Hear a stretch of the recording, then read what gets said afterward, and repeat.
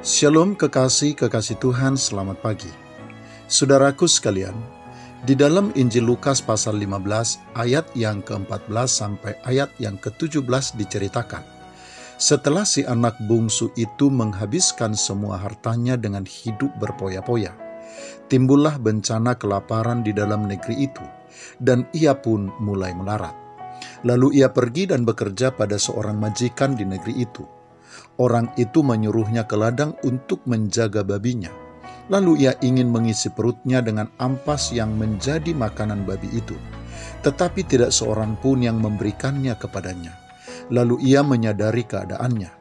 Dan kemudian ia pun berkata, "Betapa banyaknya orang upahan Bapakku yang berlimpah-limpah makanan, tetapi aku di sini mati kelaparan."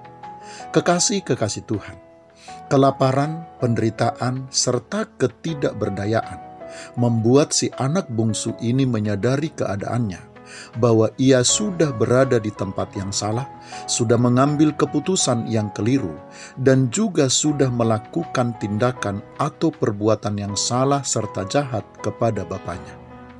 Bukan hanya ia mengabaikan dan tidak menghormati bapaknya, yang nyatanya masih hidup, ia juga sudah menyanyiakan apa yang sudah dipercayakan oleh bapaknya kepadanya.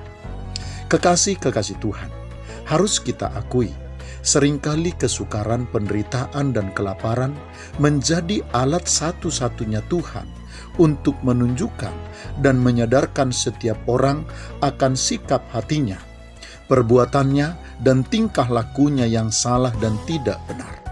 Bagi sebagian orang kekasih-kekasih Tuhan, nasihat yang baik, perhatian, dan bahkan kebaikan seringkali justru tidak memiliki daya untuk mengubah hati dan kesadaran mereka. Karena itulah maka ada kalanya orang-orang tertentu harus diizinkan oleh Tuhan terlebih dahulu terbuang ke tempat yang berbahaya, terhimpit oleh berbagai-bagai kesukaran, dan tertindih oleh beban-beban yang berat. Menyadari hal itu, kekasih-kekasih Tuhan, maka menjadi mutlak bagi kita untuk merespon dengan benar setiap nasihat dan kebaikan yang Tuhan tunjukkan dan anugerahkan di dalam hidup kita. Kebaikan dan nasihat yang baik serta kemurahan Tuhan harus kita pastikan bisa dan bahkan sudah mengubah hati dan menyadarkan kita bahwa karena Tuhanlah kita ada sebagaimana saat ini ada.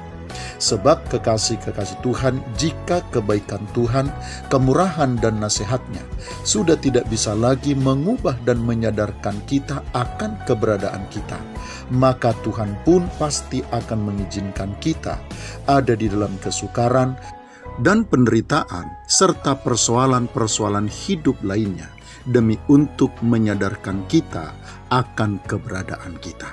Selamat pagi, Tuhan Yesus memberkati. Shalom.